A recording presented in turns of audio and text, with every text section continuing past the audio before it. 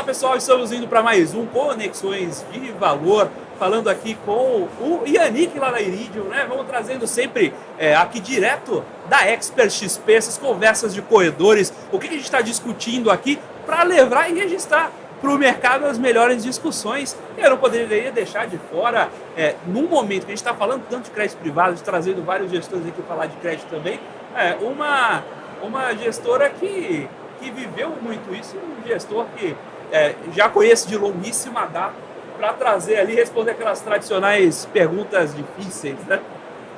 Vamos lá, boa noite pessoal, obrigado aí, Felipe, pelo convite. Vamos lá fazer as respostas às perguntas difíceis. Vou começar fácil com você, nem porque você é meu amigo. Tem espaço para high yield hoje em dia? Essa é a fácil? Vamos lá, acho que é óbvio assim, quando você vê hoje falando, eu tô emprestando dinheiro a CDI mais 5, CDI mais 6, é difícil você pensar alguém que consegue repagar isso. Você está falando de um retorno nominal ali acima de 20% ao ano, que geralmente é um retorno que assim, uma ótima empresa consegue dar para o seu acionista, né? Então, acho que aí são casos muito específicos que você tem que achar boas garantias ou uma boa carteira de recebíveis, alguma coisa assim que faça sentido e você ter um certo grau de confiança que ainda assim vai conseguir pagar, tá? Do nosso mundo, assim, a gente olha um pouco para high yield mais no mundo imobiliário e a gente vem tirando o pé de CDI já faz um bom tempo, justamente porque primeiro que a gente não sabia qual que ia ser o CDI final, né? E segundo, porque justamente, na maioria dos casos, ficava difícil imaginar aquilo parando de pé. Mas acho que tem estruturas, eventualmente, fora do mundo imobiliário, etc., que podem funcionar. Né? E como é que nem aí, já pensando em imobiliário, né? A gente tem um pedaço... A gente brinca que é quase uma competição, que é tijolo, que é papel dentro dos fundos imobiliários, e geralmente quando a taxa de juros está mais alta, o pessoal foge um pouco dos fundos de tijolo e vai mais para os fundos de papéis. Mas da mesma forma que a gente está aqui conversando sobre o crédito de empresa, se você tem um CRI pagando demais, isso começa a dificultar o próprio projeto. Quando vocês estão vendo a saúde financeira do mercado de CRIs e quais são os eventuais pontos de atenção? Tá. Acho que no mercado de CRIs, você tem, obviamente, o mercado de CRI é muito amplo, né? Você tem tudo que é tipo de CRI. Então, você tem desde o CRI para financiar uma obra, um loteamento, até o CRI que é um shopping ou um prédio de lajes que já está pronto, com contratos excelentes, muito longo, a garantia do próprio imóvel. Então, obviamente, a gente tem que sempre separar. Mas acho que assim, hoje os que acho que tem que ser olhados com mais atenção são os CRIs de financiamento de obra. Por quê? Porque ou são obras antigas que pegaram ali todo o estouro de custo da pandemia, ou são obras que talvez vão encontrar dificuldade de vender as unidades, porque o crédito também para a pessoa física final está muito caro. Então, esse é o tipo de papel que chama mais atenção para a gente no momento. É o que a gente mais tirou o pé nos últimos 1 a 2 anos. Assim. Para os fundos imobiliários, é momento de papel? Acho que não. Assim, obviamente que tudo vai muito de caso a caso, né? Mas tem muito fundo de tijolo também que você consegue comprar com um preço de metro quadrado extremamente baixo. Às vezes, você está falando de 30%, 40% abaixo das transações que você vê fora dos mercados de fundo imobiliário. Então, eu acho que tem oportunidades para os dois. Óbvio que assim, quando você olha o retorno do rendimento, geralmente o fundo de papel ele tende a ter um yield, né, que a gente chama, que é o dividendo dividido pelo valor da cota um pouco maior, porque o fundo de papel ele paga o juro e a correção monetária, né? Enquanto que o fundo de tijolo, a correção monetária você vê lá ao longo do tempo com o aumento do rendimento. Mas se o investidor tem um perfil um pouco mais de longo prazo, de olhar para um fechamento dessa diferença de preço de imóvel dentro do FII e fora do FII, digamos, acho que os dois têm um bom espaço. Obviamente, um é mais um play de renda, o outro mais um play de ganho de capital. Como está o equilíbrio? A gente viu lá em 19, por exemplo, os fundos de crédito tendo uma dificuldade na gestão de liquidez. Hoje em dia, com taxas de juros estruturalmente maiores, costuma ser confortável deixar mais dinheiro em caixa.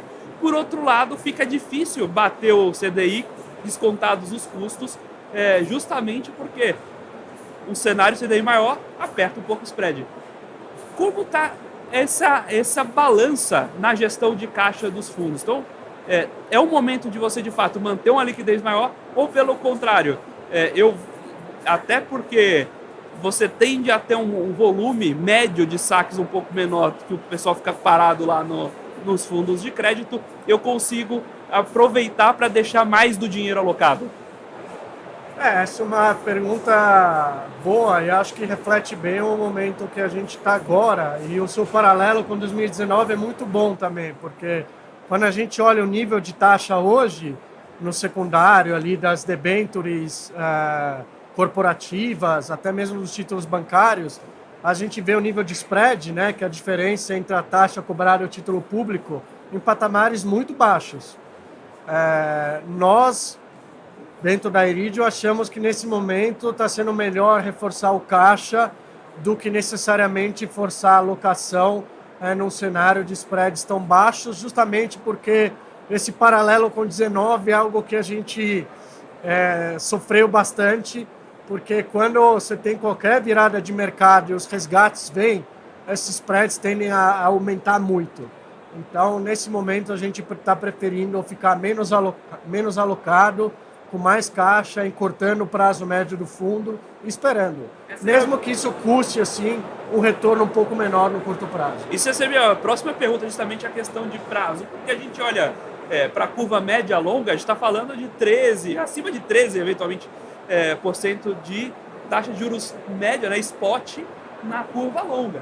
Então, poxa, a gente fica pensando o seguinte, é difícil acreditar que a gente vai ficar pagando mais de 1% ao mês de juros em crédito soberano por 10 anos. Mas é o que está marcado na curva.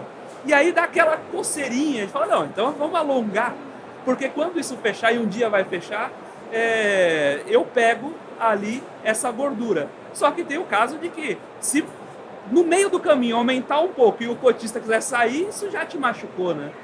Aí no caso de papéis pré-fixados, vamos dizer assim, né, seja direto pré ou IPCA+, aí de fato eu acho que a questão de eventualmente alongar a duration, o prazo médio, né, pode ser algo interessante se você apostar que a gente pode ter uma melhora boa de cenário. O que eu estava falando antes era mais no mundo de CDI, porque aí o papel é pós-fixado, então eu estou de fato recebendo o CDI atual e aí no prazo médio desses créditos a gente tem encurtado. Agora, quando é pré-fixado ou IPCA+, aí eu acho que uma aposta em papéis mais longos pode fazer sentido, porque esse nível de juros que a gente está não é sustentável. Para mim, então, eu acho que vale a pena considerar uma aposta ali em mudança de cenário eleitoral, numa melhora ali gradual da inflação, que esse juro deveria cair. A gente tem falado a gente falou, especialmente no começo do ano, antes das oscilações em bolsa, falava-se muito sobre a precificação da perfeição no mercado de ações americanos. Aqui a gente está precificando o caos perfeito. Então você tem mais espaço para caso alguma coisa melhor. Nunca dá para dizer que não dá para piorar, né? Essa história de pior que está no fim que a gente já viu. Até toda essa questão lá da guerra comercial, os ativos aqui estavam bem mais descontados, né? Pois então tem sim esse espaço, mas a gente já precificou tanta coisa ruim, eventualmente dá também espaço para voltar e tirar um pouco dessa gordura. Isso sempre vai acontecer. A questão é qual o tamanho da simetria, né? E no final do dia também qual a sua proposta como gestor ou investidor. Se você quer entregar um retorno acima do CDI, da taxa livre de risco, você vai ter que tomar, de certa forma, alguma posição que está contra o senso comum. E aí, quando o mundo vai de acordo com você, você vai muito bem. se as coisas derem errado, você vai muito mal. A questão é quanto que você vai dosar uma posição contra a outra e qual é o seu grau de convicção. Maravilha, Nick.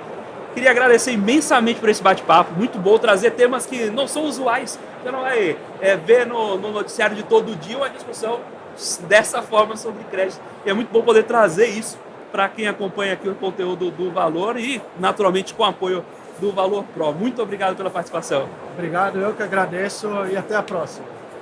Muito obrigado a você que está acompanhando aqui o Conexões de Valor pela sua companhia e espero que você esteja aprendendo e se desenvolvendo muito com todo esse bate-papo vindo aí diretamente dos corredores da Faria Lima e hoje mais precisamente dos corredores da Expert XP. Muito obrigado mais uma vez pela sua companhia e até a próxima.